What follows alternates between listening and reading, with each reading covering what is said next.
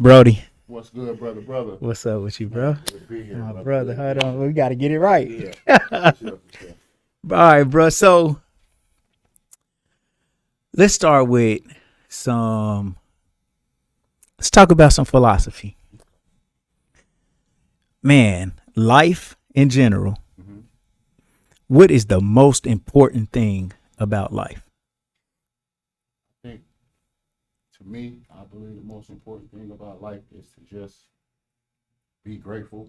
You Hmm. know, just to be appreciative of just this opportunity to be on the earth. Um, we see people losing their life every day.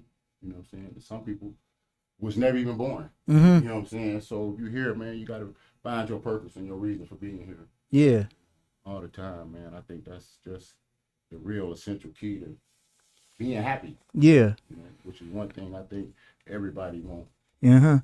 just that happiness, man. But it takes for you to be grateful first for what you Yeah. have in order to be happy to get more. You know what I'm saying? Man, you know what's so crazy, bro? Because I got this saying I've been saying lately Mm, that gratitude is the key component in the science of getting rich. mm. I definitely, And one thing that about you that I've always thought, bro, this going way back to Third Street, yes, sir. I've always considered you as just a money magnet, bro. I mean, you definitely have always been that in my eyesight. Yeah. And then for you to answer the question like that is major. Mm, It's like, damn, you know what? All my thoughts about you is right. yeah. But so let's talk about that though, bro. So to be able to get money, like how does it find you? How does it find me? Yeah. Cause everybody can't do it, bro. I think a lot of it is just your personality and how you deal with people. Mm-hmm. People want to patronize you because of the way you make them feel. Yeah. You know what I'm saying? A lot of times, man. But one thing about me that I just try to hang my hat on is I don't mind sharing. Mm-hmm. You know, because I believe it's enough for everybody. Yeah. You know what I'm saying? And so uh, when I, whenever I earn something or I gain something, I don't mind spreading that around. You know what I'm saying? And maybe create the next person that can come up with. You know what I'm Yeah. saying? So I think that's really been part of my even when I was doing the wrong thing, it was part of my success. I always try to leave room for the next person to have some. Mm-hmm. You know what I'm saying? So now I'm trying to do that, in a legal way. You know what Right. I'm saying? Even just by communicating. You feel me? Like Yeah. I always try to put uh, good energy into people, man. You know what I'm saying? And, just stay positive about things. Right. So that's an investment. You know what I'm saying? Because they said like you can.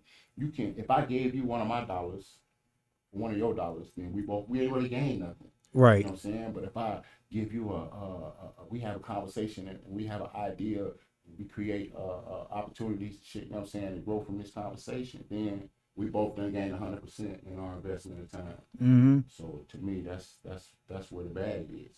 Yeah. Man, I brought RB Mackey on the show the other day. Mm-hmm. It's a good brother. Yeah, man. You know what I'm saying? He trying to do some good stuff. He want to turn stuff around. But man, we was talking about just the dope game in general. Mm-hmm.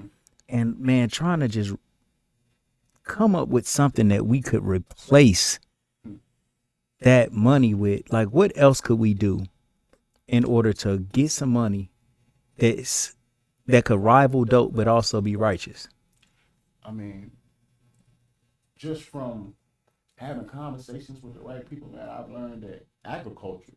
You know what I'm Mm, saying? Like you could be growing fruit and be selling. We see what the price of eggs is right now. You know what I'm yeah. saying? So it's money in anything that's to be considered a product, Mm-hmm. or it's money in anything that can be considered a great idea or a service to somebody. You know what I'm Yeah. saying? So we just have to really change our mentality on what it is that we selling. You Right. feel me? Like, and really look at it for what it is. For a long time, I sold drugs, and at the end of the day, I just felt like it was, I was doing what I had to do to get some money, Yeah. But now I look at it more like you're poisoning people. Mm-hmm. You know what I'm saying? You're poisoning people. Yeah. You know, so I don't want to really be a part of anything that's going to directly or indirectly take somebody's life. Yeah. You know what I'm saying? The game Yeah. changed so much with this, you know, than the car that's out here now. Man, so when you was hustling, did you ever have that type of consciousness just hit you like, man, this is really destroying people's lives? I think I did, but I kind of like let my hunger for currency and material things. I think I let it override that. Yeah. You know what I'm saying? I think Yeah. we do that all the time. People just don't want to wake up and be bad. And something else that I think that people will do is they'll find a reason why. I mean, namely the thing would be like, well, if they don't get it from me, they gonna get it from somebody else. Right. Justify it. Justify it. You know. Yeah. You know. You gotta really be willing to hold yourself accountable. Yeah. You can't hold the next person accountable if you ain't gonna hold yourself accountable first. Right. So to me, kind of like that debunks that. You feel me? And you know, I just, you know, having that type of perception of something, man, it's what keeps this cycle of destruction going, man. You feel me? So, but I just think it take a low level of maturity. I think it take a level of maturity for you to outgrow that. You know, when I was younger, it said it's a passage in the Bible. It said when I was a child, I thought as a child. You know what I'm saying? And I played games, but when I became a man, I put all childish things away. Right. You feel me? So yeah, you know, that's a creed that I try to hold on to. Yeah. You know, if I was doing something when I was 20, I don't want to be in that same space when I'm 50. You know what I'm saying? Right. Because I done wasted 30 years if I do. Right. You feel me? So Right. Yeah, that's where I'm at with it, brother. Yeah, man. Sometimes I think like, man, it's a billion things to sell. Like everything that we see is for sale. But we pick, but everything we buy. Everything we buy is for sale. Everything we see is for sale. But we pick the one thing and try to come up off of that. Right. But like, man, you know, it's a condition that I feel like we don't see ourselves living long enough to accomplish a goal that takes enough time to accomplish. So that's why it's just like a quick rush, because yes, we could go and learn a skill or a trade that might take us, you know, good 3 or 4 or 5 years. Yeah. But once we get done with that, we would be able to find some type of career that's going to pay you and sustain you and make you for real more stable than it would if you was selling dope. But the wanting to get shit right now is what keeps you just like trapped into that. Yeah. That instant gratification. The instant gratification. You know what I'm saying? I don't want to wait to feel good. I want to feel good now. Yeah. I don't want to wait to live in a big house. I want it right now. You know right. Right. You know, I'm gonna risk my life to get it. You know what I'm saying? It's really sad that we can't want to do something that's improving ourselves, improving our community, improving our family, and get paid that way. But it's going to take some time. It's going to take some effort. It's going to take some energy, you know, instead of just settling for something that come in the bag. You know, you can get some money out of. That's going to destroy somebody's life. All right, let's talk about kids. You know, with age comes wisdom. And like, sometimes. Yes, sir. Sometimes. I don't know if there's a still, you know, they still where they at. It's called arrested development. Yeah. You know what I'm saying? When you get stuck in this, I want to be 21 forever. Yeah. You know what I'm saying? You 40 years old. Yeah, you man. Still want to, you know, chase that lifestyle that you had when you was young. Yeah. You know, people gotta grow up. I had to grow up. You know what I'm saying? That's why I tell myself, because I started finding myself in places where my kids was at. Yeah. You know, and then I'm like, man, what am I doing here? Right. You feel me? Right. They done caught up with me. Or, yeah. You know. Or I done regressed to where they at. I done regressed to where they at, man. So you gotta separate yourself sometimes. All right. Do your kids listen to your advice? I mean, to be honest, I don't believe they do. Yeah. I don't believe they do. You You know, right now the dynamics with me and my kids' relationship, man, due to me being incarcerated and probably some other things I might not be aware of, but definitely because of my incarceration, Mm-hmm. our relationships really not as strong as I would want them to be. Right. You know, I think my kids, I still love them. Uh You know what huh. I'm saying? But you know, right now I'm focused on my grandkids. You know what I'm saying? I'm focused on my grandkids and Yeah. just trying to pour that love into them. Mm-hmm. You know, Man, I go through the same thing though, bro. mm-hmm. And it's not just always incarceration. Right. It's somewhat of, I think that today's kids is a little bit different, man, than Mm-hmm. what we were. I mean, of course, and we probably different than what our parents were.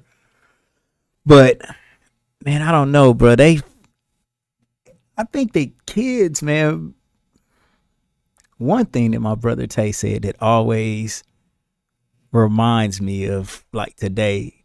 He said sons normally find a reason to hate their fathers for one reason or another. And it could be that you was incarcerated. It could be because I worked too much. It could be because you parent too hard. It could be you didn't discipline them enough. Right. It's because you disciplined them too much. Right.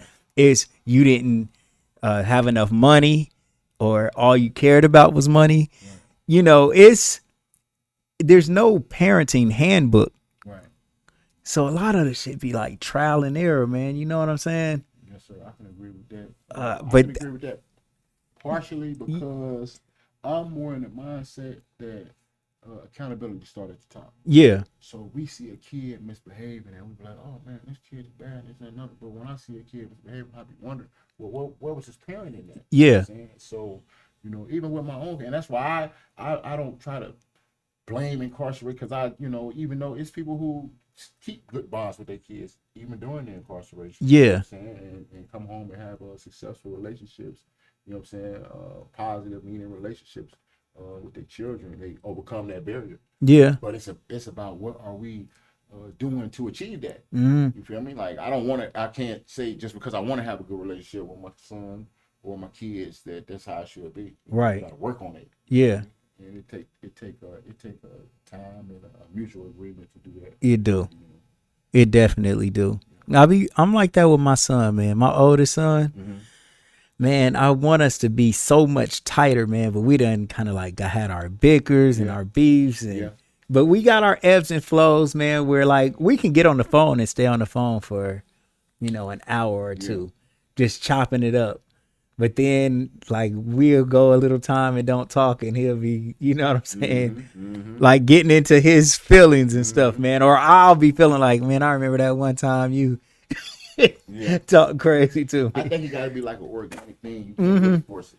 You know what Yeah, I'm saying? It's just gonna happen over time. yeah, When I was younger, I didn't really go around my own father a lot because I felt he disciplined me too hard and this, that, and the other. But then later in time, I came to realize some of the things he was teaching me and telling me was came right. true. Yeah, Right, you know what I'm saying? yeah, So once I had to make a atonement, you know uh what I'm huh, saying, for that, like, man, I wish I'd listened to it. And I told him, like, man, stuff you told me, Dad, I wish I'd listened to it. Man. You right. feel me? I'm glad I got the opportunity to do that. But I think that as long as we both got breath in our body, man, we can always work on it. Yeah, yeah. Just, That's real. we can always work. That's real, bro. Where'd you grow up, bro? I grew up dating you, man. Summer courts. So, Did you? yeah, I'm DEH, man. But was before it's no gang and nothing like that. But Mm-hmm. you. What kind of kid was you? Man, if you believe it or not, man, I was a nerd growing up, man. Like I was a school kid, man, in Yeah. choir. You feel me? Got good grades and stuff like that. Yeah. Man. I had to teach myself to be, you know what I'm saying, who I became, you know what I'm saying, over Yeah. time. Like, man, you look too friendly. So I used to get in the mirror and just practice looking hard. You know what I'm Did you, saying? He bro? had a song, E40 had a song. Yeah, he called, did. Yeah, practice looking I used to hard. practice looking hard, man. Right. You know what I'm saying? So, just to have that look on my face. You know what I'm saying? So, What elementary did you go to? I went to Edison, and I went to Franklin. Mm-hmm. I went to Wilburite. Yeah. So yeah, I kind of bounced around a lot Mm-hmm. during that time when I was growing up. My mom was on drugs when I was growing up, Uh-huh. so we really didn't have a lot of stability Yeah. at the time growing up, man. She done overcame those challenges, man. I'm so proud of her. Now I love you. If you get to see this, then I love you. You know what I'm saying? Yeah. Yeah, but at the time, man, you know, my real source of just love and stability was with my grandmother. And she was in the housing projects down in In Summerport. Summit. Did you have any brothers and sisters? Yeah, I got two younger brothers, man. Okay. Two younger brothers, man. So Did you have a lot of responsibility taking care of them? I think I did. You know what I'm saying? I was just talking to somebody I remember when I was a kid growing up, and I was a firebug. You know what I'm saying? My mother would leave to go to work, but she would leave me to watch my brothers. You know what I'm saying? Then I'd go upstairs, I'd get a little lighter, I'd burn like paper out of my coloring book and throw it out the window and watch the little fire. Yeah. And so I guess like all of the burnt paper had laid on the roof. And anyway, a neighbor seen me doing it. So when my mother came home, she told like, yeah, your son was playing with fire. She beat my ass real good. You know what I'm saying? Yeah. But when I thought about it, I said, what made me do that? And I would be so angry because I would have to watch my little brothers. Yeah. And I couldn't go out and play. You know what I'm saying? Right. I found something to get into. Like, yeah, you know, that was like my way of rebelling a little bit, I think. Right. You know, so, yeah. So did you see drugs around the house though? No, not around my house, but in the neighborhood. In the neighborhood. You know, you be in the neighborhood, man, you see all type of nefarious things going on, man. And you know, the people who I admired, you know, they was getting money. Right. You know what I'm saying? And so I wanted to be like them. You feel me? In a certain sense, I wanted to get me some money, man. So yeah. You know, I would just sit around and be around them dudes, man, and you know, try to mimic the things I seen them do. You feel me? And the way I seen them conduct themselves. Yeah. So, but yeah, it was all in the community. You feel me? And, man, it like you'll be minding your own business, just walking down the street from the store, and somebody pulled up on you and asked you, "Do you got a 20? Man, are you holding?" Back then, you know, when the drug game first came around, man, in Dayton, Ohio, for me, it was around 1987, 88. And at that time, man, people they didn't know what was going on. Right. So you would just see people, you would ride down Riverview, man, and people would be standing outside yelling boulders. You know what I'm saying? Like, that's how it was. Like, you advertised like that, man. Yeah. You feel me? If a car pulled up, 50 people ran to this car, man. You didn't know who it could be, but you feel me? So, you know, it was a different time, man. Can you imagine that right now? Man, listen. 2023, a car pull up and like about 8-9 people just rush the car, showing them what they got. Yeah, that's probably somebody probably gonna get shot or something, man, because it don't work like that. Man, it shows how it evolved though. Yeah. To what it is now. Yeah. We interviewed Rick Ross a little bit. Oh man, yeah. Rick is a good dude. We doing a lot of positive things, man. Definitely. But I did see Snowfall. And it was one part in Snowfall that I thought was the most fucked up thing ever, bro. So they went to Arkansas. Like they had already started off with cracking in LA. And after a while, like selling it, you did not know what the effects was going to be at first. Right. But then when your loved ones and the people that you was right around start turning into zombies, you knew that this was something different. But then they took it to Arkansas and gave out free testers to everybody that came to the party. So I interviewed Donald. What's my boy Donald? He the head of the Black Panthers. You know Donald? So the head of the Black Panthers came. He old school. He used to smoke though. And he said at first they didn't know crack was going to be anything overly addictive like that either because it was smokable. Right. They was thinking that the hard drugs was stuff that you shot up in your arm. Right. So since it was smokable, they was thinking that it would be similar to what weed would do. You know? He said, and then once you hit it once or twice, you would just be lit and it was over. Right. Instantly, you addicted to it. He said they never seen any of that stuff coming. Right. I'm like, damn. Yeah. It's amazing, man. I think the government just came and just brought all of that into the community. I don't really try to buy into the conspiracy theory stuff. Too much because it kind of, you know what I'm saying, it gets stretched sometimes, but I believe that it was a plan. Yeah. You know what I'm saying? I don't think something like this happened by accident. Right. Why it ended up in our communities and hit our communities the most at a time when we might have been, I think, probably thriving a little Yeah. bit. You know what I'm saying? We was, almost close to that Black Wall Street status, man. Right. You feel me? Coming into out of the 70s Yeah. into the 80s, man. You know Yeah. what I'm saying? It was a real movement towards like our just being proud. Right. You know what I'm saying? Yeah. And you would see black owned stores in the Mhm. community and stuff like that, and a lot of black owned homes and stuff. Right. You feel me? We took care of the yards and you feel me in the area and all this thing. But I believe that it was planned. Mm-hmm. I don't think that they knew how far it would go, but I said if we can, because you could take anything that can be considered a vice, Mm-hmm.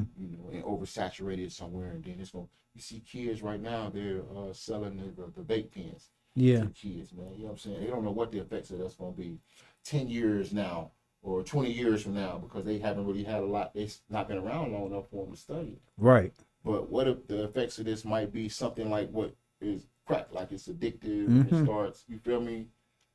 Yeah. It. And the people that's smoking it have absolutely no idea what Yeah. chemical that Yeah. is. But when they made it, they knew who they was going to target with it. Right. You feel me? So I feel the same way about, the crack cocaine stuff, man. When it came, I believe that they knew targeting in this area with it was going to create some problems. Right.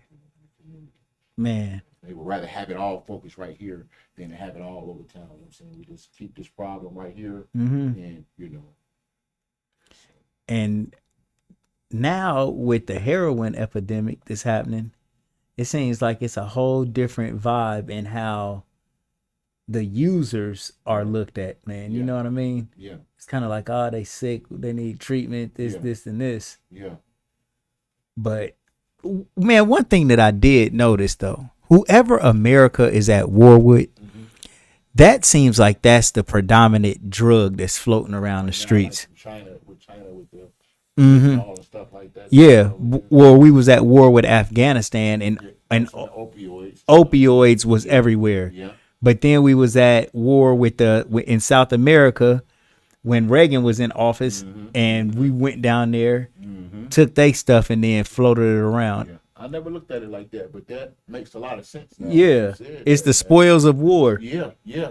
Because I believe like when we over there, it's for a reason. Right. You know what I'm saying? Now it might be under the cloak of we're gonna bring democracy here. Yeah. You know what I'm saying? But if that was the case, they would have been in liberated Africa by now. Man. You feel me? It's countries over in Africa, man, that's under dictatorships, man, and under conditions, man, that's way worse Yeah. than other areas that they go to. Why haven't they sent people? Yeah. Because the resources it's no resources for them to rob them of. Mm-hmm. You feel me?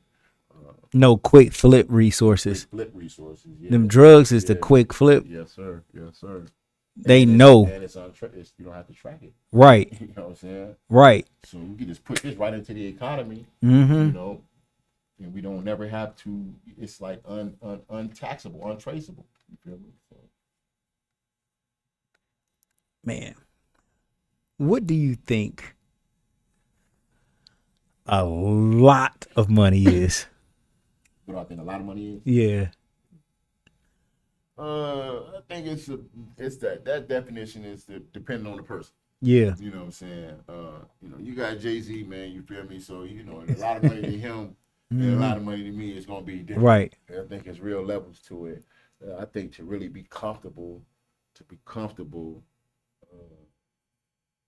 and be wealthy, Yeah. I would say 20 million 20 mil. to be wealthy. To you know be- what I'm saying? yeah. That could start a generational wealth. Uh-huh. Where now your next 3 or 4 generations could probably live off of this income right here. You know what I'm saying? What- That's, I'll let you get that, bro.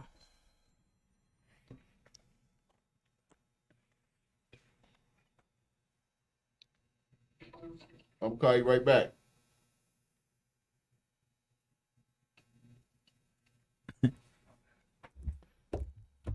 So all right, and if somebody does hit a lick like that, they come. Let's say somebody makes $1 million, and they have it. Not, you know what I'm saying? They have it right there all together. Yeah. What you think a smart investment would be for them? I think right now everything is really into tech stuff like these apps and where you can download apps to get food brought to you, like Uber Eats and all this stuff like that, man. So I think that's the real. Right now, that's where the next bag might come from. Whoever comes up with the next idea. Yeah. You know how to the social media stuff and for sure. That's really where it's all at. You know what I'm saying? Yeah. Man, I got some sweet ideas, bro. I got at least 2 that I think feel service like is a good thing too, man, because it's no. You said service. Any Oh type of yeah, service. service. No overhead. Yeah, no overhead. No man. overhead. Yeah, All my businesses are gonna be a service business. I just recently started stocking like shirts, but people could come in here, tell me what they want, and then we could just make it for you, man. Right. You can bring your own stuff, bring your own, because service. Yeah, it's service, man. It's service where it's at, man. That's it. Definitely, because once you learn a craft or something, man, this can be your career. You are your own career now. For sure. You won't never be looking for employment, stuff like that, man. If you can provide a service to someone. I want automation too, bro. Yeah. Like one good thing that I do have is the book. Right. So now the book is on Amazon. Okay. When somebody orders a book, I don't do nothing. Right. They print it, they ship it, and they send me a royalty. So that's an excellent thing too. Like that's just passive income. Now the thing is, I don't know if it's passive income, but how did you set that up? Like well, with Amazon, you write a book and then you send them the script. You send them the book, a PDF version of the script. I mean, of your book, and then they do the printing for you. They do everything for you. Shit and all that stuff and everything. I publish my own book. I got my own ISBN number. Okay. Which I have my own publishing company, but Amazon will give you one. Yeah. But by me having my own, it opens me up to be able to go beyond Amazon. So, like for example, my book is I have a distribution deal too, where my book is in Walmart on Walmart.com. Oh yeah. Yep, on Target, BarnesandNoble.com, and so. With my own ISBN number, I can go outside of Amazon and still have sales. Wow. You know what I'm saying? Just with others. Wow. But the thing about that is you need to just properly promote your book so it can sell without you just like having to hustle for every sale. Right. Because my book was bestseller on Amazon, but it was really through campaigns that I was running. Right. Here in the store, me telling people about it, me really yourself. Yeah, pounding the pavement. But the real cheddar comes when, I find the right type of influencer or get with the right person or create a movie or something. And then everybody like, damn, let me go buy that book because people just know about it from some viral situation. Right. It's gotta take some time for somebody else to loan you their credibility. Yeah. You know what I'm saying? Like, I read this book and it's good, and everybody like, oh, if he said it's good, then it's good. Exactly. Like a Oprah Winfrey or Michelle Obama or somebody that's, you know what I'm saying, known for books and all of that other stuff. But stuff like that, being an author, and just having your books for sale, that gives you a possibility to be able to make money without actually physically laboring that thing. That's a brilliant idea, man. It's kind of like a blessing for me to be having this conversation with you. Yeah. I was working on my granddaughter. We recently found her journal. Yeah. She passed away, March 25th. Like White Malcolm always forever. Yeah. We found her journals, and so we was thinking about publishing those, man. Like maybe getting them printed up and getting them formatted. Getting the cover made for it. Yeah. And then I was really actually gonna try to see. I was wanting to just give them away. Yeah. So whoever wanted to just read some of her thoughts about, her life or her days or what it felt like to be her age at this time. Man, bro, that is an excellent idea. You can put it on Amazon. So what you would do is you can just, we just type it up. You know what I'm saying? Take the time, type it up. After you do that, then we can submit it to Amazon. I'll show you everything that you need to do, bro. Okay. And we have to get the cover and everything. Yeah, yeah, but we can do all of that. Okay. Man, Yeah, we that's make your love. cover. We do everything that you need, Right. like period. Okay. Okay. And then it'll be under your publishing company, Hmm. your stuff. Like you know what I'm saying. You don't have Basically have to to start an LLC to have a publishing company. Like, what's the process on getting that done? paperwork Paperwork. Okay. today. Royalties, Paperwork. yeah. Not for real. Okay. No, bro. Okay. No, no, no, Yeah. no, no. It's nothing that it's nothing that would even hold you back a little bit. Like you could probably get it all done. Like me and you probably go online and do it now. Mm. Wow, man. Your own publishing company, you pay a few dollars to get it done. Yeah. And I literally mean a few, not nothing that you can't stand. Wow. Yeah. You know what? You know what, brother? That goes back to the conversation we was having like 10 minutes ago. That's how real God is, man. Like, we were just having a conversation 10 minutes ago or so, and I was saying, like, yeah, if I give you one of my dollars for one of your dollars, Right. we ain't had nothing. Right. But Right. just sitting here having this conversation Yeah, with bro. you, exchanging a conversation with you. You feel me? Mhm. Brought it to fruition, maybe an idea where I can make thousands of dollars, you know, hundreds of Man, thousands of dollars, yes, or bro. millions of dollars and shit. You know what I'm Yes. saying? So, Yes. you know, And the thing about it is, man, like the story is inspirational. It means something, bro. It's a touching account, bro. yeah, yeah, It's like real value in that, bro. And it like, man, it means something for your whole family. yeah, yeah. It means something for the whole fam, bro. Like that'd be so cool. Yes, sir. That'd be so cool. Like, man, how if you ever read my book, I'm definitely about to read your book. yeah, Yes, man, sir. like the when you read it, you'll see that I created it and made it so easy to read, smooth, man. You'll read the whole book in one setting because, like, I don't read that much. Right. But when I do read, I know how I like to read. I want to read a nice, easy read. I'll make my font just a little bit bigger. And so for people who like to read, they'll like to read it. But for people who don't, they'll get that book and it'll be appealing to them. They'll be like, yeah, it's nice. Smaller chapters, all of the formats. Because I know, man, like to me, I feel like brothers and sisters in America, we do things a little bit differently. Right. We are much more hands-on. We learn hands-on as opposed to sitting down reading a manual. I think that that's one reason why we in school, our kids don't like grasp onto things as much. Right. Everybody don't learn the same. They don't. Some people you can talk to them and they'll understand. Some people you gotta draw 'em a picture. Yeah. Some people they can read the words. You know what I'm saying? You Yes. gotta articulate it. To 'em. Yeah, man. I mean, think about the hieroglyphics, man, in Egypt that we look at. Bro, we'll tell this like something like what's behind us. This would be like 100 years Right. of history, Right. just like these Yeah. letters and pictures and stuff. This would describe a bunch of stuff.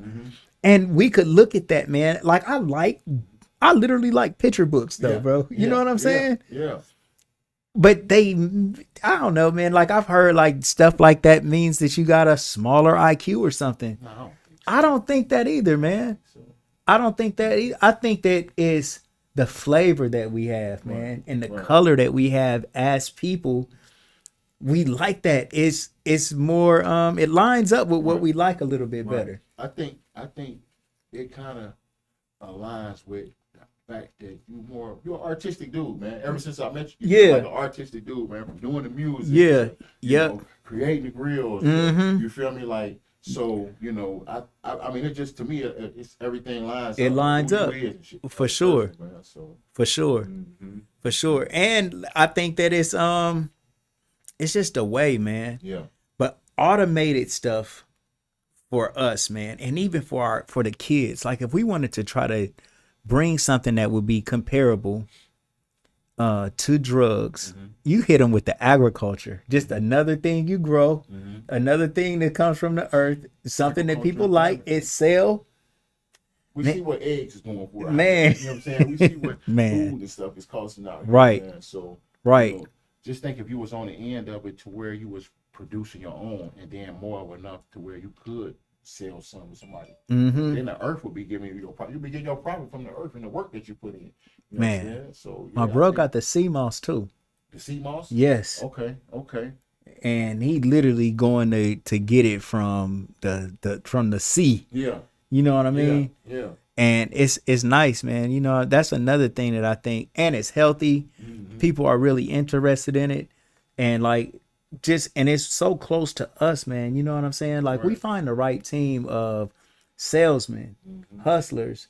Like, man, we could take that, man, to people all over the world, man, and distribute it. And it would be the same type of, I think that it's an opportunity there for us to make a lot of money selling something that we would be proud of. You know what I'm saying? Yeah. In large quantities too. It'll really change the game for us, man. One thing I can say, coming from Dayton, Ohio, man, is we're resilient people. Yeah. Down here, man. This dudes, man, you feel me? Who stories match stories of people who are considered great in other cities or states. You know what I'm saying? But we got great people here, man. Yeah, You know what we I'm saying? do. We've been producing, Paul Lewis Dunbar, and Man. stuff like that, man. You feel me? Like Man. music legends and stuff like that around Man, here, man. You for feel me? sure. So we just gotta just tap back into Yeah. our value Yeah. of ourselves. And once we learn our value of ourselves, we won't sell anything. You know what I'm Right. saying? Right. You know, so that's like I see how you do business, and I know you realize the value of yourself. You're not going to sell something that's low quality. Right. You know what I'm saying? Because Right. of who you is. Yeah. You feel me? You're going to be, listen, this is what it is, and this is what it costs. Right. You know what I'm saying? Right. Because of who you is. Yeah. You know what I'm saying? The value you have in yourself. Yes. You feel me? Yeah. You know? And I think that's once we get to that point in everything, man, people start shedding them old ways and them bad habits. Man, I don't even want to sell the cheapest thing that we got possible no more, just for the strength that I'm like, man, bro, I promise you, we got something that's even better now. Yeah. Like, man, come and get with this evolution that we got, bro. You know what I'm saying? And the stuff that we got, it's really, I know what you want. Yeah. You know what I'm saying? People will take whatever you offer them if they don't know what all you got. You know what I'm saying? But once they see that real stuff, they like, yeah, that's really what I want. You know what I'm saying? Yeah. Man, I seen well, I didn't see it, I actually read it through magazines while I was in prison that Nipsey Hussle, he had created the album, and then but he was selling the CDs for what, $100,000 bucks. I don't know. Yeah, what he sold for, I but think they it was it 1,000? It might have been 1,000 Yeah, or 100 or 1,000, yeah, one of the two. 100,000, but he realized the value in himself. Man. Yeah. That's why and people bought him up. You know what I'm saying? Like people was like, man, it's got to be good if it's worth. You know what I'm saying? He's selling it for that. So, Man, back in the day, man, when I had Lil Urban Blackjack, it was a website called CD Baby. By mistake, I put their CD on CD Baby for $100 a CD, and they sold out of the CDs. Wow. It was the AKs and Chopper album. Yeah. But the thing about it, like I had to take CDs and send them to Seattle. Right. It was like I had to FedEx them there, and I quit doing it, bro. Yeah. But I literally put I had like 5 of them on there or something, and I sold them all for $100. And I'm like, dang. Then I had to re-up and go sell them some more. I mean, give them some more, and it was just like, I don't know, man. Yeah. Like sending stuff in the mail has always been like hassle-y to me. Yeah. You know what I'm saying? So that's why I didn't. Like, man, did it make it? Or, Right, you feel me? Just, right. But I'm sorry I stopped doing that, man. But I promise, man, I sold about 5 CDs for $100 a CD. Yeah. I'm a firm believer in this, man. I think that we go through things. You can look at a dude like, and I read a lot of like philosophy stuff. You feel me? Leonardo da Vinci. And this dude started off, first of all, he wasn't even supposed to get an education because he came from, like, at the time, his class. So his mother and father weren't married. Yeah. So basically, him being illegitimate meant that he couldn't get an education the way that someone who was born, you know what I'm saying, like through the proper, you know what I'm saying, like they just treated him better for whatever reason. Yeah. But he started off, he was an artist. And then he got good at that, and then he learned how to dissect things, and then he learned how to design things, and then you feel me, and it just till he built a statue, he was making statues, he was doing so much stuff, man. Yeah. But each thing led him to something else. Yeah. You feel me? So all I feel like that did is just, when you was doing that, then that just led you to your next mission. Yeah. You know what I'm saying? Because once you complete something, man, it's time to move on. You know what I'm saying? Mm-hmm. You did what you did in that game right there, as far as with the music. You feel me? And even though you got that and you got that in your belt. You know what I'm saying? Like, you can always go back to it, but you're moving on to bigger and greater things, man. The way to reach people. So, Who was your favorite philosopher? uh, man, I got so many, man, but I would say I'm more like a Aristotle. Aristotle. Type of thinking, man. I think the questions the way they talk is they ask questions. Yeah. Jeopardy. Yeah. You know what I'm saying? And then you come up with your own answer. Yeah. You know what I'm saying? For yourself. They didn't tell you what the answer was. And I think Right. that's what's going on in schools now. Like, kids is being told what the answer is to something really, and that's kind of indoctrinating. Yeah. A little bit. Yeah, but it is. I just put down what is your theory on something, and then you tell me in your own words what you think. Mm-hmm. Now I can probably cultivate that and say, hey, well, why do you think like that? Yeah. What, you know what I'm saying? Yeah. The other question that you gonna keep answering till you get to the right, till you get to where, right. You know what I'm saying? Right. The center of it. You know what I'm saying? Of everything. You know. Right. I like that. Yeah. I like that, man. I like that whole style. Mm-hmm. Of teaching by answering questions, man, because you know what, bro? We know every answer to every question we really want when you look inside yourself. Yeah. When you chill, like, I don't know if any, philosophically, I don't know if anybody can tell you the answer. I really believe that, man. I really believe that. I was taking class, and the dude told us in class, he said, man, the answers to all your problems is inside of you. Yeah. I can't tell you what you got to do to quit smoking or man. lose weight, but you know what you got to do. Man. You know what I'm saying? You know what you got to do in order to improve yourself. Yeah. You know what I'm saying? But you got to be honest with yourself. Right? Yeah. You know, and then once you're honest with yourself, then you really got to make a commitment. Mm-hmm. You know, so. I went to, when my was doing book signings, and I went to my bro Pastor Pete. I went to his church, and I did a ask me anything of the people that was, at the church, where they could just ask me questions, whatever it might be. Right. And a little bro was like, man, you doing mentoring? And I was like, bro, you know what? I said, I guess I could. I said, but to be honest, like, you are your own mentor, bro. Right.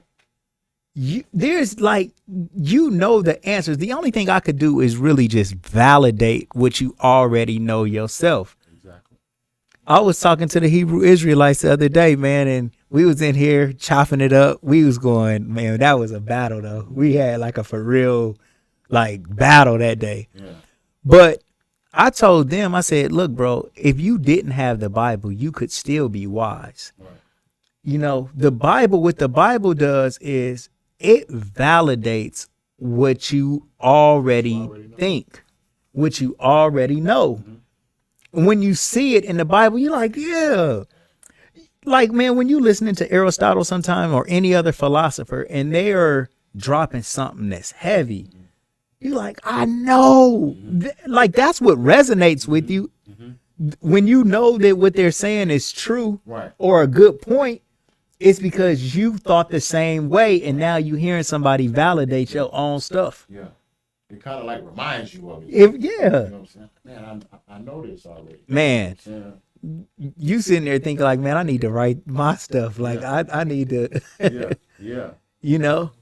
Man, I've been listening to Alan Watts lately. You hip to Alan Watts? I ain't hip to that, brother. Man, Alan Watts kind of nice. Oh yeah. What does he do? He's an Englishman. Right. Guru. Right. Like a self-improvement type dude and tell you how to. Kind of, but he just puts philosophies out there. Oh, okay. And he just chops it up. Okay. Man, he had a real interesting one that I listened to today, where he was talking about when you breathe. Mm-hmm. Okay, so when we breathe in. So wait a minute, hold on. What's his name again? Alan Watts. What's one of his books he wrote? He like a spiritual man book? I don't know if I've been listening to him on YouTube. Okay. I listen to his YouTube, bro. Yeah. But he's dead now, though. Okay. Right? But he said, when you breathe in, try to hold on to it. But you can't. But when you let go, it comes back to you. And the philosophy is saying that when you're trying your best to hold on to something and hold on to life, it'll kill you. But when you let things go, it'll come back to you. That's big right there. That's nice. That's big.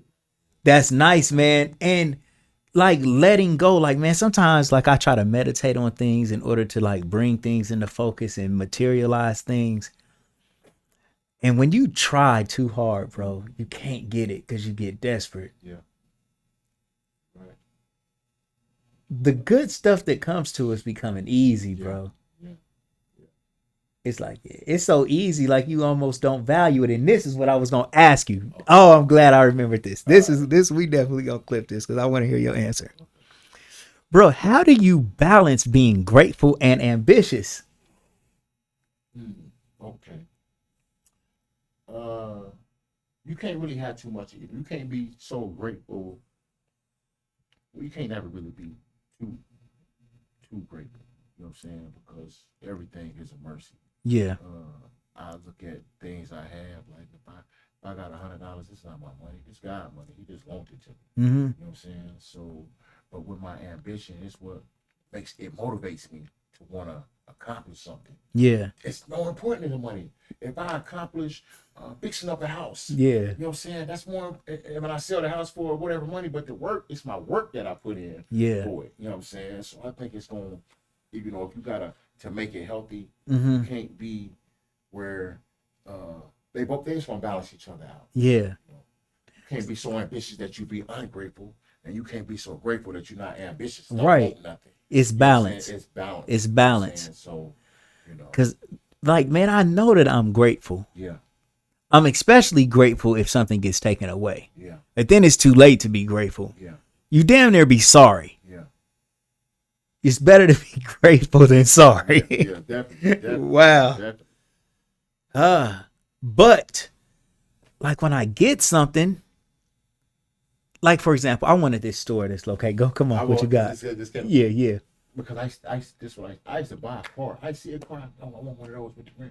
And then when I get it, I want another car now. You know what I'm saying? So I don't know if that was me being ungrateful because I liked what I had. It was mine. I appreciated it, but I wasn't satisfied. You know right. Because really, it's hard to be satisfied with something that ain't from. It's got to come from within inside of you. Yeah. You feel me? If you know you did your best work, or you put your heart, you know what I'm saying? You put your most energy into something, doing it the right way.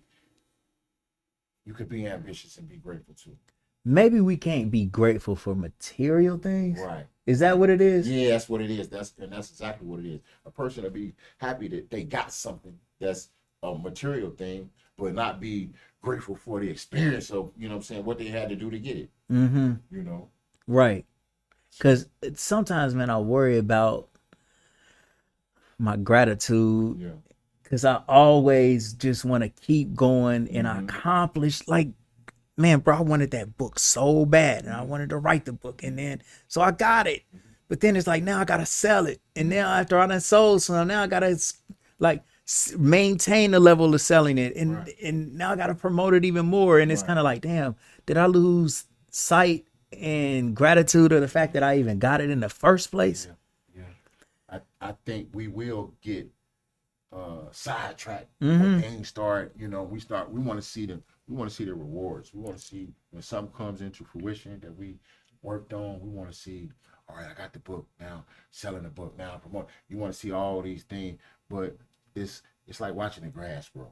Yeah. You know what I'm saying? You did it, you put it out there. Now it's going to work itself. It's going to manifest itself now. You know what I'm saying? You still got to put action behind it. Yeah. You know what I'm saying? You can't just wish it right. gonna happen. Right. You know what I mean? Right. Oh, we gotta make it happen. You know what I'm saying? Yes. So what do I gotta do to make this happen? And then you follow through with that. Man, that's one thing that I definitely want to dig in, man, to find that balance though. Yeah. Man, bro, I like all these you answer stuff like real good. Oh man. Real, like, man, like honestly, you said gratitude and balance. Like, bro, these is life keys, man. Yeah. they life keys, and they coming off the top though. Like it ain't like you trying to pull them out of somewhere. I mean, I was raised a certain type of way. Yeah. You know what I'm saying? So I give that credit to my grandmother, man. You know what I'm saying? Who was Tell me about like your I said, grandmother, man, bro. she passed away, man, March 16th, 2020, while I was incarcerated, man. She was like the biggest resource of love next to God to me. You know what I'm saying? Like she was the biggest resource of love, man, and just having patience, man. And so I learned. So, and then all the things she taught me, I just try to apply that to my life now. Yeah. And remember her always. What type of person was she? Man, she was a family orientated woman. You know what I'm saying? She was definitely like what they call it, Ma Parker type, you know what I'm saying? Like she protected her family, you know what I'm saying? Like you couldn't say nothing wrong about none of her kids or none of that, but she held them accountable. Yeah. And I could tell you a story, man. One time I was living where I was living in Dayton View, the projects, and I had broken somebody's house.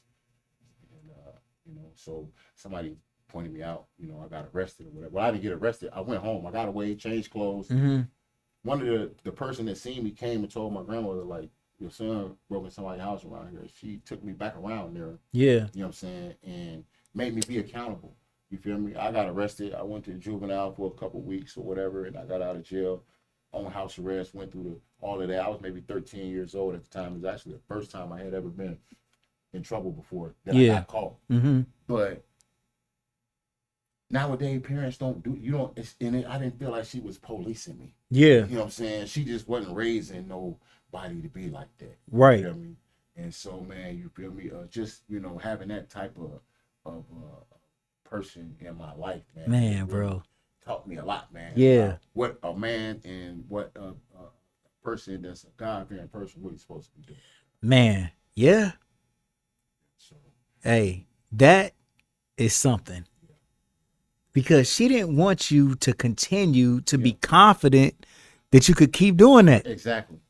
And that was the lesson, man. Because she felt like, oh, nah, bro. Yeah. If you get away with this once, it breeds confidence for you to continue to keep doing the same thing over and over. Exactly.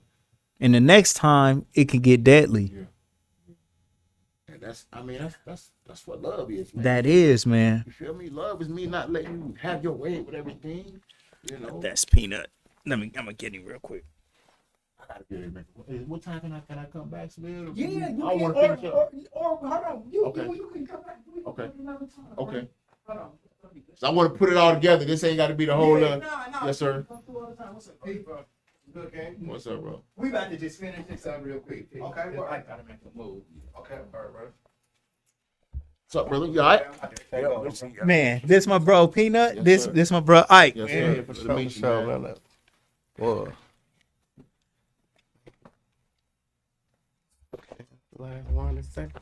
Okay, bro. So look, we gonna do a part 2. Okay. We gonna do a part 2. I look forward to it, brother. Man, Ike, this is a polished king right here, bro. But he probably don't want me to say that because he's a polished king.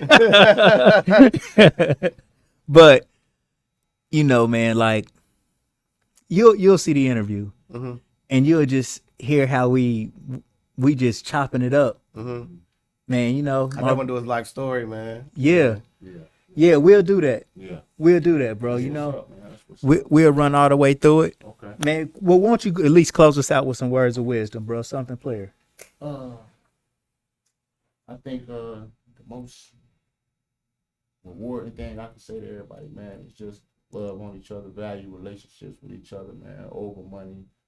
See the value in yourself, man, and once you do that, you'll start appreciating everybody else around you. I'll leave it at that. Yeah, man. Much love to you, bro. Look, let's take a pic, bro. Yep. Yeah, well, I came in right for the little thing. Yeah. Word. Yes, sir. He does all the